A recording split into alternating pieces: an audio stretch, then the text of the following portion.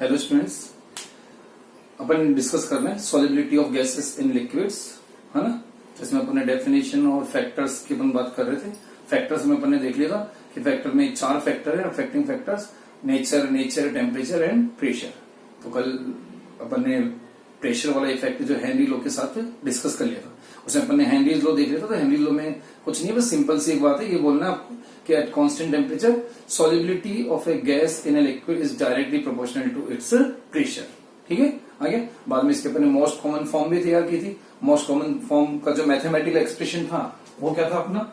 Mathematical expression अपना आया था P equals to KH dot X gas, mole fraction की टर्म्स में।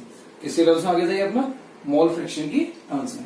तो P equals to KH X gas, है ना। यहाँ पे P तो गैस का पार्शियल प्रेशर है, X gas mole fraction of gas in liquid phase. ठीक है, KH यहाँ पे हेनरीज कांस्टेंट है। आगे समझ में? तो यहां से फिर अपन ने P डायरेक्टली X गैस अपन ने तैयार कर लिया था। ठीक है, और फिर मोस्ट कॉमन फॉर्म अपन ने बनाई थी इसकी क्या, कि partial pressure of the gas is directly proportional to mole fraction of the gas in the solution at a constant temperature. ठीक है, तो ये हेनरी लॉ हो गया था। और अपना वो अब नेक्स्ट देखना है इसमें कैरेक्टरिस्टिक्स ऑफ KH। ठीक है, और देखो next characteristics of KH। Henrys constant का की कैरेक्टरिस्टिक्स देखने। ठीक है, मतलब KH किस पे डिपेंड करता है, ये सब है ना। आगे तो KH जो है वो डिपेंड करता है 3 चीजों पर। ठीक है, KH डिपेंड्स ऑन फर्स्ट, देखो किन पे डिपेंड करेगा? Nature, temperature. किस पे डिपेंड करेगा? नेचर, टेम्परेचर,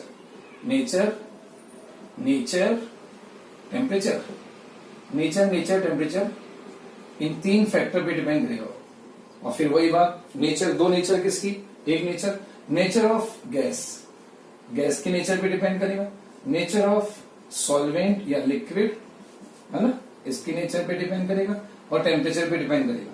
ठीक है, कहने का मतलब ये है कि KH, हर गैस का KH डिफरेंट होगा। सेम गैस का डिफरेंट सॉल्वेंट में भी डिफरेंट होगा। सेम गैस का सेम सॉल्वेंट में डिफरेंट टेम्परेचर पर भी KH की वैल्यू वेरी करेगी। आगे KH इन तीनों फैक्टर पे डिपेंड करता है। एक्चुअल में क्या है, इसको अपन इस तरह से याद कर सकते हैं कि अगर अपन यहां से देखें P equals to KH X gas, अपना जो रिलेशन था, राइट। ठीक है, तो यहां से अगर KH की यूनिट बनाए, अगर आप यहां से बनाए यूनिट ऑफ KH, तो यूनिट ऑफ KH क्या आने वाली है? KH की यूनिट क्या आएगी? तो यूनिट बनाने के लिए क्या करेंगे? जिसकी यूनिट बनानी है उसको छोड़ दो, बाकी सबको एक साइड ले जाओ। तो P अपॉन X गैस। ठीक है, अब X गैस तो मोल फ्रैक्शन है, इसकी तो कोई यूनिट होती नहीं है, तो बस जो प्रेशर की यूनिट बनेगी वही KH की यूनिट हो जाएगी। यानी KH की यूनिट क्या होती है? Units of pressure. जो प्रेशर की यूनिट है वही सारी क्या KH की यूनिट होती है। यानी कि इनडायरेक्टली हम ये बोल सकते हैं कि KH एक्चुअल में क्या है? KH एक्चुअल में प्रेशर को ही रिप्रेजेंट कर रहा है। किसको रिप्रेजेंट कर रहा है? प्रेशर को ही रिप्रेजेंट कर रहा है। आ रही बात समझ में? KH प्रेशर को ही रिप्रेजेंट कर रहा है। ठीक है, तो अब KH खुद प्रेशर को रिप्रेजेंट कर रहा है, तो इसका मतलब ये प्रेशर पे तो डिपेंड नहीं करेगा। तो टोटल फैक्टर कितने होते हैं? 4 होते हैं, नेचर, टेम्परेचर, प्रेशर। अब प्रेशर तो ये खुद ही हो गया, एक तरह से प्रेशर तो खुद ही हो गया ना। तो कितने बचे? 3 ही बचे, नेचर, टेम्परेचर। तो उन तीनों पे डिपेंड कर रहा है। आगे तो KH डिपेंड कर रहा है nature of gas, nature of solvent, temperature. एक बार फिर से समझो क्या मतलब है।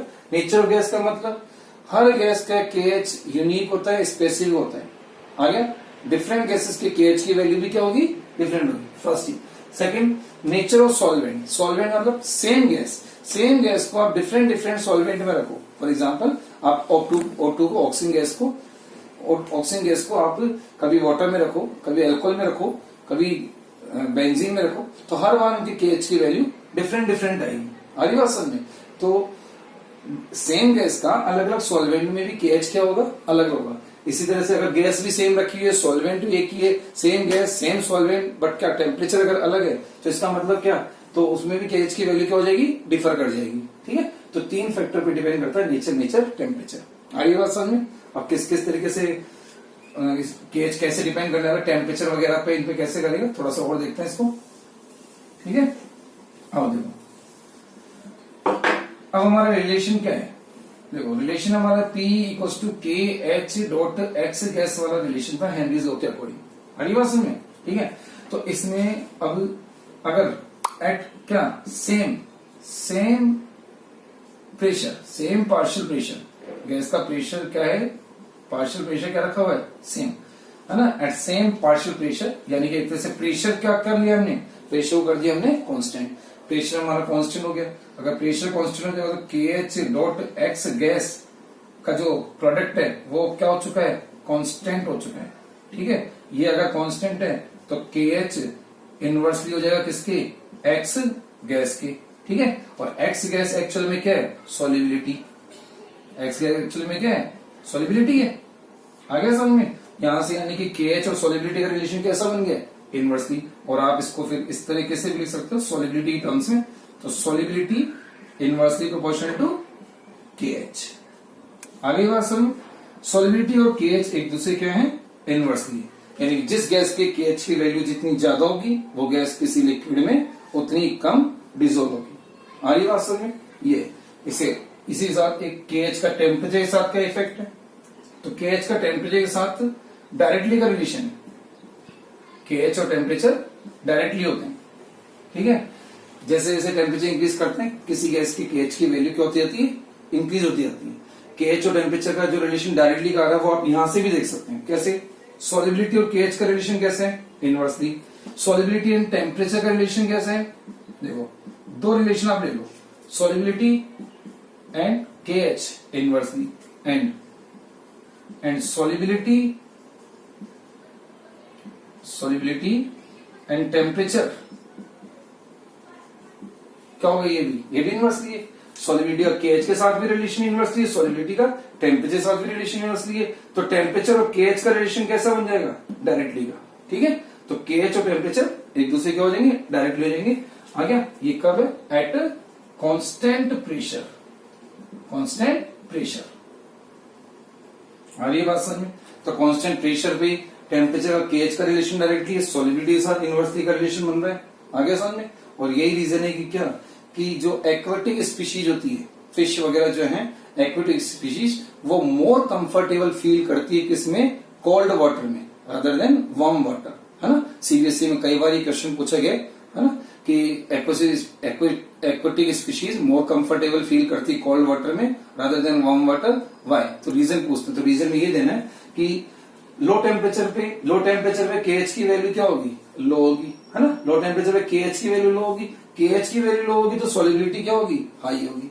तो यहां से बता सकते हैं। आप चाहो तो इसको डायरेक्ट भी बता सकते हो, टेम्परेचर अगर कम रहेगा तो सॉल्युबिलिटी वैसे भी किसी भी गैस की क्या होती है, ज्यादा होती है। तो कोल्ड वाटर में जो O2 डिजोल्व है, सी वाटर में या रिवर वाटर में जो भी है, उसमें O2 जो डिजोल्व है वो क्या होगी, वो ज्यादा होगी। ठीक है, लो टेम्परेचर पे O2 ज्यादा डिजोल्व होगी क्योंकि सॉल्युबिलिटी ज्यादा होगी, और O2 जितनी ज्यादा डिजोल्व होगी तो एक्वेटिक स्पीशीज क्या करेगी, मोर कंफर्टेबल फील करेगी क्योंकि उनको रेस्पिरेशन के लिए ऑक्सीजन मिल जाएगी। आ रही है बात समझ में? ये तो बात समझ में आ गई यानी। तो के एच का रिलेशन टेम्परेचर के साथ डायरेक्टली का है, सॉल्युबिलिटी के साथ इनवर्सली का है, ये सब है। इसके अलावा अगर के एच का अगर अपन प्रेशर के साथ और सॉल्युबिलिटी के साथ अगर के एच को डिफाइन करें यहां से ग्राफिकल फॉर्म में, तो इसका अगर ग्राफ बनाए तो किस तरह से बनेगा, P equals to K H X gas equation है, P equals to K H X gas equation है ना। तो Y equals to mx straight line equation को फॉलो कर रहा है ये। ठीक है, तो Y एक्सिस के सिमिलर तो कौन हो गया, प्रेशर को ले लिया Y एक्सिस के सिमिलर। X एक्सिस पे कौन है, एक्स गैस, ये अपना Y एक्सिस है, ये अपना X एक्सिस है। Y एक्सिस के सिमिलर प्रेशर है P, X एक्सिस के सिमिलर X गैस है, यानी कि मोल फ्रैक्शन, यानी कि सॉल्युबिलिटी। आप इसको सॉल्युबिलिटी भी बोल सकते हो, सॉल्युबिलिटी। ठीक है, तो यहां क्या आ गई है, सॉल्युबिलिटी। एक्स एक्सिस के अलावा आपने क्या ले लिया, सॉल्युबिलिटी, और वाई एक्सिस के अलावा प्रेशर। तो अब इसका जो स्लोप है वो किसके सिमिलर हो गया, के एच के सिमिलर हो गया, और स्लोप के आगे साइन कैसा है, पॉजिटिव, और इंटरसेप्ट प्लस में सी है नहीं, इंटरसेप्ट है नहीं, तो पॉजिटिव स्लोप, और विदाउट इंटरसेप्ट तो कहां से जाएगा, passing through origin straight line. ठीक है, तो ये passing through origin straight line आएगी। इसका स्लोप क्या है, के एच, हेनरीज कांस्टेंट। आगे तो यहां से भी आप हेनरी कांस्टेंट को डिफाइन कर सकते हो। स्लोप है वही क्या होता है, हेनरीज कांस्टेंट होता है। आ गई बात है समझ में? तो ये थे characteristics of KH, Henry constant के कैरेक्टरिस्टिक्स। ठीक है, तो KH के कैरेक्टरिस्टिक्स अपन ने समझ लिए। ठीक है, KH के कैरेक्टरिस्टिक्स। और अब अपन देखते हैं next time applications of Henry's law. ठीक है, application of Henry's law, applications of Henry's law. Henry's law की एप्लीकेशंस, है ना। हेनरी लॉ की एप्लीकेशन बहुत सिंपल सिंपल सी, बहुत ही इंपॉर्टेंट, सिंपल है लेकिन इंपॉर्टेंट बहुत है, इंपॉर्टेंट एप्लीकेशन है। First, in packing of cold drinks और पैकिंग ऑफ कोल्ड ड्रिंक्स और सॉफ्ट ड्रिंक या सोडा वाटर भी बोल सकते हैं आप, कार्बोनेटेड बेवरेज, कार्बोनेटेड बेवरेज जो होते हैं, ठीक है, कोल्ड ड्रिंक, सोडा वाटर, ठीक है, सॉफ्ट ड्रिंक, ये सब। इनमें क्या होता है कि कोल्ड ड्रिंक में जब अपन CO2 मिक्स करते हैं, CO2 जब डिसोल्व करते हैं, तो CO2 जब डिसोल्व की जाती है वो हाई प्रेशर पे की जाती है। पहले वो हाई प्रेशर पे डिसोल्व की जाती है, तो हाई, जब प्रेशर हाई होता है तो सॉल्युबिलिटी क्या होती है, फिर CO2 की हाई होती है। ठीक है, सॉल्युबिलिटी हाई होगी तो वो अच्छे से डिसोल्व हो जाएगी। जैसे भी अपन बोतल का ढक्कन ओपन करते हैं तो जो ऊपर प्रेशर था वो कम हो जाता है, और फिर प्रेशर कम होने से सॉल्युबिलिटी डिक्रीज हो जाएगी, और CO2 जो डिसोल्व थी कोल्ड ड्रिंक के अंदर, सॉफ्ट ड्रिंक के अंदर, वो बबल्स के फॉर्म में बाहर निकलने लगती है ना। मैं डायग्राम से थोड़ा आपको समझाता हूँ, है ना। सपोज कि आपने कोल्ड ड्रिंक के अंदर ये लो, अपन बीकर में ले लेते हैं, ठीक है, ये लो ऐसे करके,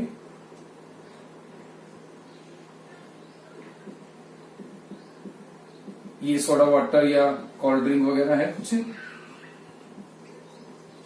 इसके अंदर CO2, अब इसके अंदर जब CO2 ऐड कर रहे हैं, CO2 जब ऐड करें तो CO2 ऐड करेंगे at high pressure, high pressure पर CO2 ऐड करेंगे, ठीक है, हाई प्रेशर पे। तो जब प्रेशर हाई रहेगा तो CO2 की सॉल्युबिलिटी क्या होगी, तो इस समय सॉल्युबिलिटी क्या होगी, सॉल्युबिलिटी हाई होगी, ठीक है, सॉल्युबिलिटी हाई होगी, तो CO2 अच्छे से डिसॉल्व हो जाएगी, ठीक है। और फिर हाई प्रेशर पे इसको क्या कर देंगे, बोतल को सील कर देंगे, पैक कर देंगे।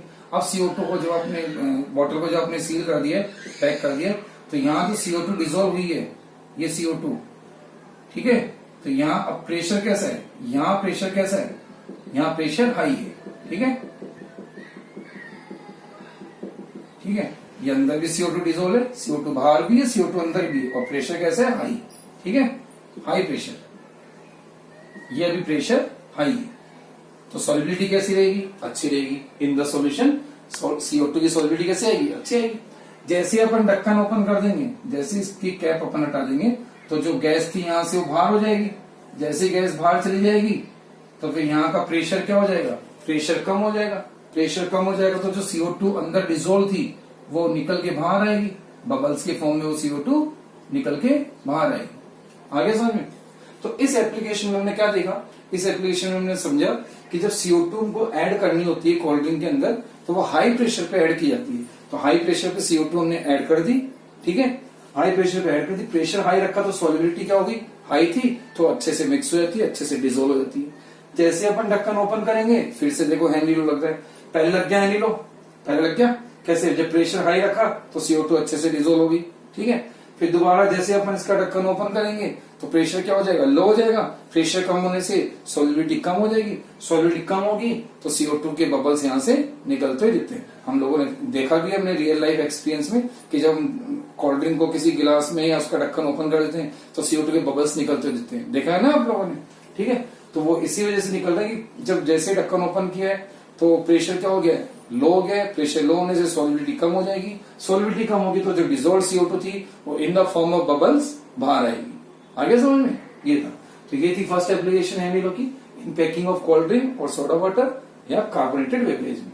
आगे समझ में? ठीक है। नेक्स्ट एप्लीकेशन जो आ रही है वो बहुत ज्यादा इंपॉर्टेंट है ना, इन स्कूबा डाइवर्स और डीप सी डाइवर, इन स्कूबा डाइवर्स और deep sea diverse, scuba divers और डीप सी डाइवर्स। आ रही बात समझ? यानी कि जो सी के अंदर काफी डीप तक चले जाते हैं डाइवर्स, है ना, सी डाइवर्स जो होते हैं काफी डीप तक चले जाते हैं, तो वो अपनी ऑक्सीजन सप्लाई के लिए किस पर डिपेंड रहते हैं, ठीक है। तो फॉर देयर ऑक्सीजन सप्लाई वो डिपेंड रहते हैं किस पर, कंप्रेस्ड एयर पर। किस पर डिपेंड रहेंगे, कंप्रेस्ड एयर, ठीक है। कंप्रेस्ड एयर पे डिपेंड रहते हैं। कंप्रेस्ड एयर जिसमें N2 होगी मेजरली और O2 भी होगी, है ना। 78% बाई वॉल्यूम क्या है, N2 है, और अप्रोक्सीमेट 20% या 21% क्या है उसमें O2 है बाई वॉल्यूम, ठीक है। तो कंप्रेस्ड एयर के सिलेंडर वो साथ में लेके जाते हैं, ठीक है। तो एयर रहती है N2 और O2। अब ये हाई प्रेशर पे कंप्रेस्ड एयर का मतलब प्रेशर कैसा है इस समय, प्रेशर हाई है। अब हाई प्रेशर पे ये गैसेस है, ठीक है। तो अब जब ये कंप्रेस्ड एयर से वो अपनी ऑक्सीजन सप्लाई करेंगे, जब एयर को इनहेल करेंगे तो N2 और O2 दोनों बॉडी में जाएगी। डाइवर की बॉडी में, जो सी डाइवर है, स्कूबा डाइवर है, उसकी बॉडी में दोनों ही गैसेस बॉडी में अंदर जाएगी, ठीक है। दोनों गैसेस जो जा रही है वो किस प्रेशर पे जा रही है, हाई प्रेशर पे। तो हाई प्रेशर पे दोनों ही गैसेस की सॉल्युबिलिटी क्या होगी, हाई होगी, ठीक है। तो दोनों गैसेस जो है वो अपने ब्लड में, अपने जो भी फ्लूइड्स हैं बॉडी के, बॉडी फ्लूइड्स में, उनमें अच्छे से डिसोल्व हो जाएगी। तो यहाँ अब हेनरी लॉ लग गया, है ना, हेनरी लॉ लग गया। हाई प्रेशर है तो सॉल्युबिलिटी हाई होगी, तो ये अच्छे से डिसोल्व हो गई, ठीक है, डिसोल्व हो गई। इतनी बात समझ में आ गई। अब जब डाइवर जब एटमोस्फेयर प्रेशर के कांटेक्ट में आएगा, जब वापस ऊपर आएगा एटमोस्फेयर लेवल के कांटेक्ट में आएगा, तब फिर बाहर का एटमोस्फेयर क्या है, कम है, प्रेशर क्या है, कम है। बाहर का प्रेशर कम है, एटमोस्फेयर प्रेशर तो कम है, और ये गैसें जो डिसोल्व हुई थी वो हाई प्रेशर में डिसोल्व हुई थी, तब एक तरह से प्रेशर क्या हो गया है, लो हो गया। तो अब ये डिसोल्व गैसें वापस से क्या होगी, बाहर निकलने की कोशिश करेंगी, लेकिन बाहर तो निकल नहीं पाएगी। तो अंदर ही क्या होते हैं, ब्लड में, बॉडी फ्लूइड में, अपनी बॉडी के अंदर ही क्या होते हैं, बबल्स बनने लग जाते हैं। अंदर ही बबल्स बनते हैं तो उससे डिजीज हो जाती है, जिस डिजीज को बोलते हैं अपन क्या, बैंड्स हो जाती है। इसको डीकम्प्रेशन सिकनेस भी बोलते हैं, है ना। इस डिजीज का नाम डीकम्प्रेशन सिकनेस भी है। मेडिकल टर्मिनोलॉजी में इसको डीकम्प्रेशन सिकनेस भी बोलते हैं, DCS, शॉर्ट में इसको DCS बोलते हैं, DCS, ठीक है। और इन जनरल इसको वैसे बैंड्स बोला जाता है। आगे समझ में, यहां तक की बात समझ में क्या था। स्कूबा डाइवर्स डिपेंड रहते हैं अपनी ऑक्सीजन सप्लाई के लिए, किस पर डिपेंड रहते हैं, कंप्रेस्ड एयर पे डिपेंड रहते हैं।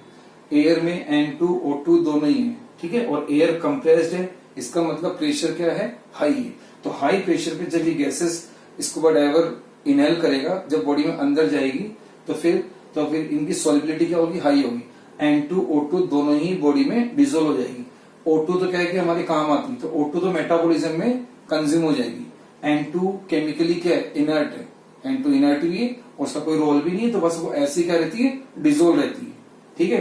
तो O2 तो कंज्यूम हो गई मेटाबॉलिज्म में, N2 ऐसे कैसे डिसोल्व रहेगी। अब वो N2 जब डाइवर वापस एटमॉस्फेरिक प्रेशर के कांटेक्ट में आएगा, तो ये N2 जो है वो बबल फॉर्म कर लेगी, बॉडी के अंदर बबल फॉर्म कर लेगी, उससे फिर ये डिजीज होगी। आगे समझ में, ये बैंड डिजीज हो जाएगी, ठीक है। अब इस बैंड डिजीज के क्या सिम्टम्स हैं, इसमें नर्व इंपल्स को ये अफेक्ट करते हैं। मतलब कि एक तो N2 के जो बबल्स है वो नर्व इंपल्स को क्या करेंगे, अफेक्ट करेंगे, नर्व इंपल्स को अफेक्ट करेंगे, है ना। एंड सेकंड क्या होता है इसमें, टॉक्सिक इफेक्ट ऑफ N2 का टॉक्सिक इफेक्ट भी बन जाता है, ठीक है, टॉक्सिक इफेक्ट ऑफ N2, ये दो चीजें हो जाती है। तो बैंड्स से ये प्रॉब्लम रहती है, नर्व इंपल्स को अफेक्ट करेंगे बैंड्स, यानी जो बबल्स बन गए, और टॉक्सिक इफेक्ट ऑफ N2 का बॉडी में टॉक्सिक इफेक्ट हो जाएगा, यानी कि पॉइजनस इफेक्ट हो जाएगा, ठीक है। तो ये प्रॉब्लम हो रही है। अब इस प्रॉब्लम को कैसे अवॉइड करें, इस प्रॉब्लम को अवॉइड करने के लिए जो ये कंप्रेस्ड एयर है इसको डाइल्यूट करते हैं, किसके साथ, हीलियम के साथ। इसको डाइल्यूट करेंगे विद हीलियम। कैसे डाइल्यूट करेंगे हीलियम के साथ, तो इसी कंप्रेस्ड एयर में हीलियम और ऐड कर देंगे और एक नया कंपोजिशन सेट करेंगे। क्या है वो नया कंपोजिशन, नया कंपोजिशन बनता है ये। अब एयर का एक नया कंपोजिशन स्कूबा डाइवर्स के सिलेंडर में दिया जाता है, जिसमें अब 11.7% हीलियम होती है, ठीक है, 56.2% अब नाइट्रोजन है, एंड 32.1% इसमें O2 होती है। तो ये नया कंपोजिशन अब सिलेंडर में दिया जाता है। आ रही बात समझ में। तो अब इससे क्या हो गया कि अब N2 की परसेंटेज यहाँ पे क्या हो गई है, कम हो गई है, हीलियम के साथ हीलियम के साथ डाइल्यूट करने से N2 की परसेंटेज कम हो गई है। ठीक है, अब डाउट ये आता है कि हीलियम ही क्यों, हीलियम गैस ही क्यों, कि तो कोई ऐसी गैस हमको ऐड करनी है जिसकी सॉलिबिलिटी भी क्या हो, अपने ब्लड में, बॉडी फ्लूइड में उसकी सॉलिबिलिटी भी क्या होनी चाहिए, कम होनी चाहिए, और वो हमारी बॉडी में अदरवाइज कोई रिएक्शन भी नहीं करनी चाहिए। तो इनर्ट गैस है, हीलियम इनर्ट गैस है, नोबल गैस है, तो रिएक्शन तो करेगी नहीं, और सॉलिबिलिटी भी इसकी क्या होती है, बहुत ही कम होती है। तो ये बहुत ही लेस सोल्यूबल है, केमिकली इनर्ट है, इसलिए हीलियम को ही ऐड करते हैं, है ना। हर किसी गैस को ऐड नहीं कर सकते, लो सॉलिबिलिटी वाली और केमिकली इनर्ट गैस को ही इसमें ऐड करना है, तो हीलियम को यूज कर रहे हैं। ऐसा करने से N2 की परसेंटेज जो पहले 78 थी अब वो डिक्रीज होकर 56.2% लगी है। ठीक है, तो अब ये उतनी पॉइजनस टॉक्सिक इफेक्ट वाली नहीं है, और अब इससे बैंड्स को अपन काफी हद तक मिनिमाइज कर सकते हैं। आगे तो यहाँ हेनरीज लॉ की, जैसे हम ये बोल रहे हैं हेनरी लॉ की एप्लीकेशन है, तो यहाँ हेनरी लॉ कहाँ लग रहा है, हेनरी लॉ 2 बार लगा। पहले जब कंप्रेस्ड एयर डाइवर ने इनहेल की तो हाई प्रेशर पे सॉलिबिलिटी हाई थी तो डिजोल्व हो गई, जैसे ही वो एटमोस्फियर लेवल पे आया, एटमोस्फियर लेवल के कांटेक्ट में आया तो सॉलिबिलिटी, प्रेशर कम हुआ, सॉलिबिलिटी फिर से कम हो गई। तो इस तरह से हेनरी लॉ ये यहाँ पे एप्लीकेबल हो रहा है, इस तरह से बन जाती है हेनरी लॉ की सेकंड और एक इंपॉर्टेंट एप्लीकेशन। ठीक है, बैंड्स को अवॉइड करने के लिए फिर हमने ये नया कंपोजिशन सेट किया, मतलब साइंटिस्ट लोगों ने किया नया कंपोजिशन सेट, तो इससे अब बैंड्स को काफी हद तक मिनिमाइज किया जा सकता है। आगे बात समझ में, ठीक है। तो ये हो गई स्कूबा डाइवर्स और डीप सी डाइवर्स, आगे समझ में, ठीक है। नेक्स्ट थर्ड एप्लीकेशन, ये बहुत ही इंपॉर्टेंट, सबसे इंपॉर्टेंट एप्लीकेशन यही है, ठीक है, स्कूबा डाइवर वाली थर्ड आ रही है। थर्ड एप्लीकेशन देखो, वैसे अगर अपन बात करें कोल्ड ड्रिंक वाली और डीप सी डाइवर वाली एप्लीकेशन, दोनों एप्लीकेशन काफी हद तक सिमिलर है। कैसे सिमिलर है, कोल्ड ड्रिंक में भी CO2 जब हम इनहेल कर उसमें डिजोल्व कर रहे थे, ऐड कर रहे थे CO2, तो हाई प्रेशर पे ऐड किया था। इसमें भी वही है, जब N2O2 पहले इनहेल हुई तो वो हाई प्रेशर पे हुई, ठीक है। CO2 में क्या हुआ, जैसे कोल्ड ड्रिंक का जैसे बोतल का ढक्कन ओपन किया, प्रेशर कम हो गया, प्रेशर रिलीज हो गया, तो फिर CO2 भी क्या होगी, बबल्स के फॉर्म में बाहर जाएगी। सेम वैसे ही यहाँ है, जैसे ही डाइवर एटमोस्फियर प्रेशर के कॉन्टेक्ट में आता है तो प्रेशर कम हो जाता है, तो ये भी क्या कर लेते हैं, बबल्स फॉर्म कर लेते हैं। तो दोनों एप्लीकेशन काफी सिमिलर है, ठीक है। आगे अब आगे नेक्स्ट और थर्ड एप्लीकेशन। थर्ड एप्लीकेशन क्या, people living at higher altitude, higher altitude पर जो लोग रह रहे हैं उनकी, और या फिर क्लाइंबर्स के लिए बोल सकते हैं, और क्लाइंबर्स,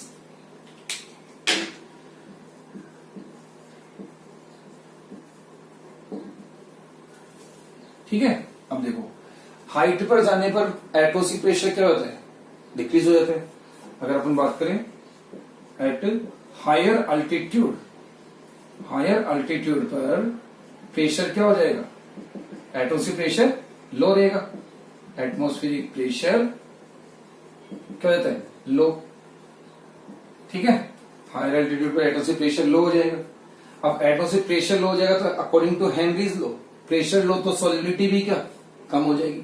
तो जो गैस हम इनहेल करेंगे हायर एल्टीट्यूड पर, अब वो लो प्रेशर के साथ बॉडी में जाएगी। अब प्रेशर लो रहेगा तो सॉलिबिलिटी भी क्या आएगी, कम आएगी। तो जो O2 जो अपनी बॉडी में जा रही है, अब वो लो प्रेशर के साथ जा रही है, तो डिजोल्व भी क्या होगी, कम होगी। तो इस तरह से फिर हमारी बॉडी को पूरी प्रॉपर ऑक्सीजन मिल नहीं पाएगी।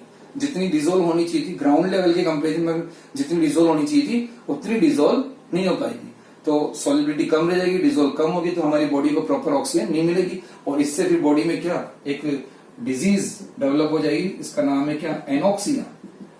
एनोक्सिया, एनोक्सिया टर्म का मीनिंग यही है, एन मतलब एब्सेंट या एब्सेंस और डेफिशिएंसी, एब्सेंस और डेफिशिएंसी, डेफिशिएंसी, और ऑक्सिया मीन्स ऑक्सीजन, ऑक्सीजन की क्या हो जाएगी, डेफिशिएंसी हो जाएगी बॉडी में, लैक ऑफ ऑक्सीजन हो जाएगा, ठीक है। ऑक्सीजन की कमी हो जाएगी, और ऑक्सीजन की कमी से फिर इसके दो सिम्टम होते हैं क्या, एक तो वीकनेस आ जाती है इससे, एक तो इससे वीकनेस आ जाएगी, और एक थिंकिंग एबिलिटी भी अफेक्ट हो जाती है, थिंकिंग एबिलिटी डिक्रीज हो जाती है, थिंकिंग एबिलिटी डिक्रीजेस, ठीक है। तो वीकनेस आ जाती है, थिंकिंग एबिलिटी डिक्रीज हो जाती है, तो ये एनोक्सिया डिजीज हो जाती है। तो ये थी थर्ड एप्लीकेशन कि जो हायर अल्टीट्यूड पे रह रहे हैं, जो क्लाइंबर्स हैं, उनमें क्या प्रेशर कम रहेगा, हाइट पे प्रेशर कम रहेगा तो सॉलिबिलिटी भी क्या होगी, कम होगी। तो जो बॉडी में ऑक्सीजन जा रही है वो लो प्रेशर के साथ जा रही है तो सॉलिबिलिटी कम रहेगी, तो वो कम डिजोल्व होगी, तो बॉडी को प्रॉपर ऑक्सीजन नहीं मिल पाएगी और बॉडी में ऑक्सीजन की कमी हो जाएगी। और इससे जो डिजीज हो रही है वो क्या बन रही है, डिजीज का नाम दिया गया एनोक्सिया। एनोक्सिया का सिम्टम है कि वो क्या वीकनेस फील करते हैं, इसमें वीकनेस आती है और थिंकिंग एबिलिटी भी डिक्रीज हो जाती है। आ रही बात समझ में? तो इस तरह से ये हमने देखी हेनरी लॉ की इंपॉर्टेंट एप्लीकेशंस। आगे समझ में? ये 3 एप्लीकेशन है, ठीक है। आगे एक थी कोल्ड ड्रिंक वाली, एक डीप सी डाइवर वाली और एक पीपल लिविंग एट हाई